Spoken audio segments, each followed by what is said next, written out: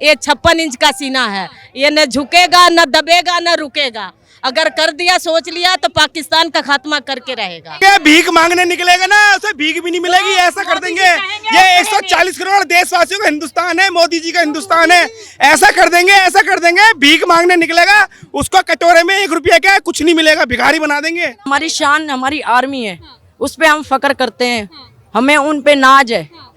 और हमारे भारत के जो मोदी जी हैं, वो जब तक वो गद्दी पे हैं तब तक किसी बहन का सिंदूर जो उजाड़ेगा उसका यही हर्ष होगा। 140 करोड़ देशवासियों का हिंदुस्तान है, मोदी जी का हिंदुस्तान है, इससे जो पंगा लेगा पहल करेंगे नहीं, धूल में छोड़ेंगे नहीं। पीओके तो भारत का अभिन्न अंग है और वो वापस आएगा ही आएगा। अभी कुछ, क्योंकि हम एक लोकतांत्रिक देश हैं, हम भी विश्व में रहते हैं, विश्व के अन्य राष्ट्रों के साथ बना के रखना पड़ता है। तो जो हमारी कूटनीति राजनीतिज्ञ हमारे मोदी जी बैठे हैं, हमें चिंता किस बात की? पीओके तो आना ही है। नमस्कार, द न्यूज़पेपर देख रहे हैं आप सभी और मेरा नाम है कृतिका। इस वक्त हमारी मौजूदगी कर्तव्य पथ पर है, क्योंकि ऑपरेशन सिंदूर चलने के बाद यहाँ पर लोग जो है तिरंगा यात्रा निकाल रहे हैं। खासतौर से सेना के जो शौर्य था, जो वीर था, उसको जो है प्रमोट कर रहे हैं और सबके हाथ में जो है तिरंगा है। और सभी का कहना ये है कि जिस तरीके से ऑपरेशन सिंदूर चलाया गया, उसके बाद हमारी सेना ने, हमारे प्रधानमंत्री मोदी ने जो काम करके दिखाया है वो कोई भी नहीं कर सकता। और उनको जो है ये लोग सैल्यूट भी कर रहे हैं। आप देखेंगे इन सभी के हाथ में जो है तिरंगा है। इन्हीं से हमारी बातचीत की। क्या नाम है मैडम आपका? तारा शर्मा। तारा शर्मा जी, क्या कहेंगे जिस तरीके से ऑपरेशन सिंदूर चलाया गया, पाकिस्तानी ठिकानों को जो है निस्तेनाबूद किया गया, पाकिस्तान को किस तरीके से नुकसान हुआ? वो नुकसान जरूरी था, उन्होंने हमारे भारत की जो है बेटियों का सिंदूर उजाड़ा था, तो उनका भी उजड़ना जरूरी था। अगर नहीं उनको सबक सिखाते तो दोबारा हिमाकत करते। जब जब वो भारत पे आतंकवादी अटैक करेंगे तब तब भारत वाले उनको चीर फाड़ के ऐसे ही उनके ठिकानों को उड़ाएंगे और सबक सिखाएंगे पाकिस्तान को। कहीं ना कहीं सबक सिखाना जरूरी था, बिल्कुल जरूरी था।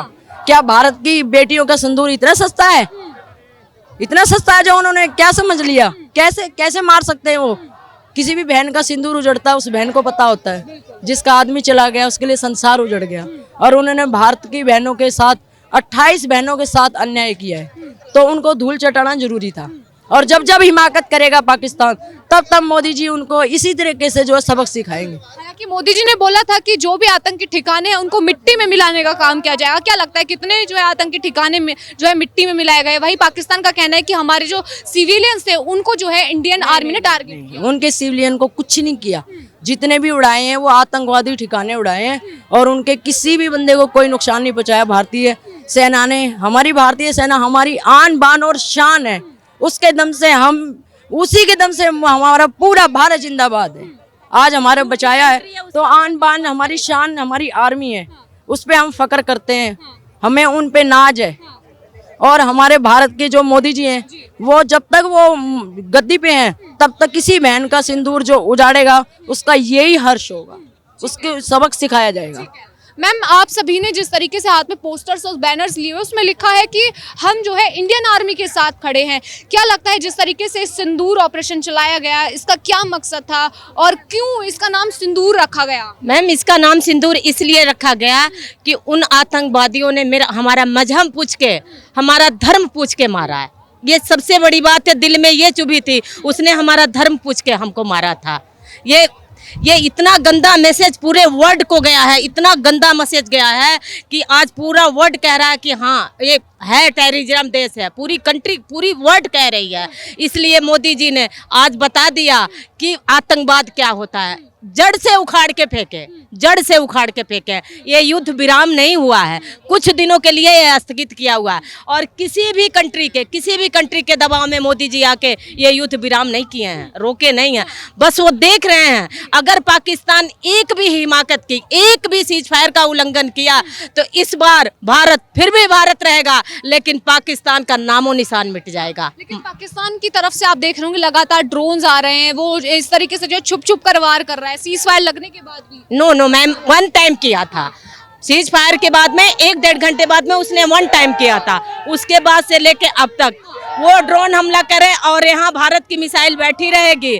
इस बार तो मोदी जी का ऐसा खात्मा करेंगे, पाकिस्तान का ऐसा खात्मा करेंगे कि सदियों, वैसे उसको खाने के वैसे लाले पड़े हुए हैं का क्या हुआ भारत से, वो भी भारत से टकराएगा। पहले का भारत नहीं रहा, आज का न्यू भारत है और ये मोदी जी का शासक है, ये मोदी जी का भारत है। अब कोई ऐसा देश कहे कि किसी दबाव में आके किसी का युद्ध रुकवा दे कर दे, वो पहले वाला भारत था जो दबाव में था पहले में, अब में बहुत क्या। ये 56 इंच का सीना है, ये न झुकेगा न दबेगा न रुकेगा। अगर कर दिया, सोच लिया तो पाकिस्तान का खात्मा करके रहेगा। कहीं ना कहीं ये जो ऑपरेशन सिंदूर चला है, इससे आपने देखा हो कि हमारी जो सेना का जो सशस्त्र बल है, उनको जो है देखा गया है कि वर्ल्ड में किस तरीके से अगर कोई हम पर दोबारा अटैक करता है, चाहे वो पाकिस्तान हो या और भी कंट्री हो, तो उन सभी को जवाब देना। पाकिस्तान तो बहाना था, ये तो पूरे वर्ल्ड को मैसेज था। पाकिस्तान तो बहाना था आतंकवाद का, ये पूरे वर्ल्ड को मैसेज था कि भारत पहले का भारत नहीं रहा, वो बिच्छुओं का देश नहीं रहा जो कह के लोग पुकारते थे, अब वो भारत नहीं रहा। इसलिए पाकिस्तान से बहाना है, एक मैसेज है पूरे वर्ल्ड के लिए। और ये कुछ लोगों की गलतफहमी है कि किसी के सुपर पावर के दबाव में आके मोदी जी ने युद्ध विराम किया है। बिल्कुल गलत है, बिल्कुल गलत है। भारत का प्रधानमंत्री नहीं रुकने वाला। अरे जब यूक्रेन और रशिया का युद्ध हो रहा था, पूरी कंट्री वोटिंग कर रही थी, भारत सबसे अलग साइड हो गया। हम किसी के तरफ में वोट नहीं करेंगे। मोदी जी वो छिपने वाले नहीं, 56 इंच ऐसे थोड़ी मोदी जी को कहा गया है, बिल्कुल नहीं। इस बार पाकिस्तान का बिल्कुल अच्छा इलाज हुआ है। पाकिस्तान को ऐसा कर देंगे, भीख मांगने निकलेगा ना उसे भीख भी नहीं मिलेगी, ऐसा कर देंगे। ये 140 करोड़ देशवासियों का हिंदुस्तान है, मोदी जी का हिंदुस्तान है।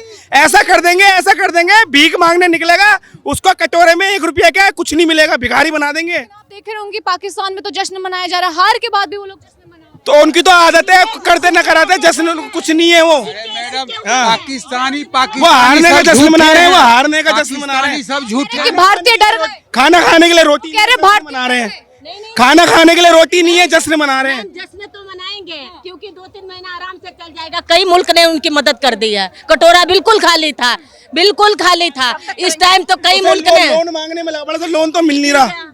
भिखारियों की तरह हर देश से आगाह कर रहा है कि हिंदुस्तान से बचा, हिंदुस्तान से बचा।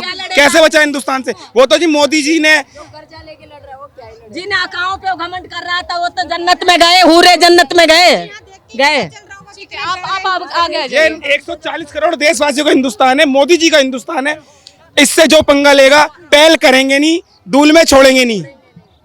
आपने देखा हो कि हमेशा जो एक कहते हैं कि फर्स्ट अटेम्प्ट जो होता है, चाहे वो हर किसी का हो, हमेशा जो है पाकिस्तान करके आया है, लेकिन भारतीय सेना ने हमेशा उसका मुंह तोड़ जवाब भी दिया है। क्या कहेंगे जिस तरीके से आज जो ये तिरंगा यात्रा निकल रही है, इसका उद्देश्य क्या है?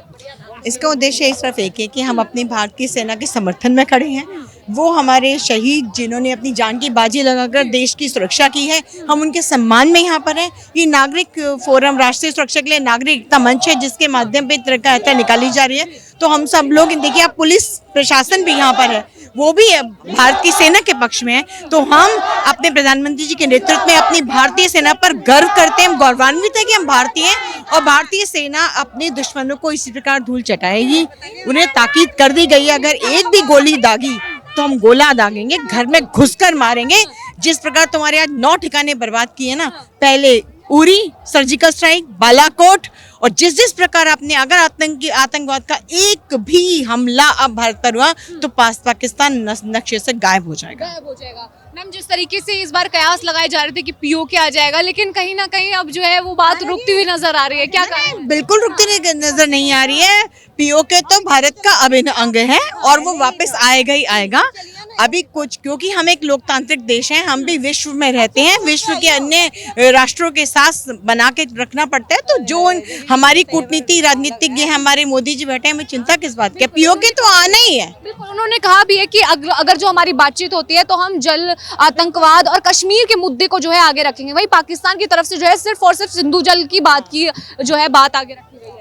देखिए, पाकिस्तान तो हर वो बात करेगा जिससे कि उसको फायदा इस समय नजर आता होगा। अगर उसका पानी बंद तो वो जिएगा कैसे, वो ये सोच रहा है। और भारत अटल है, वो जो सिंधु नदी समझौता जो हमने बर्खास्त किया, वो बर्खास्त ही रहने वाला है। पीओके भारत का अभिन्न अंग है और पीओके भारत में आकर रहेगा।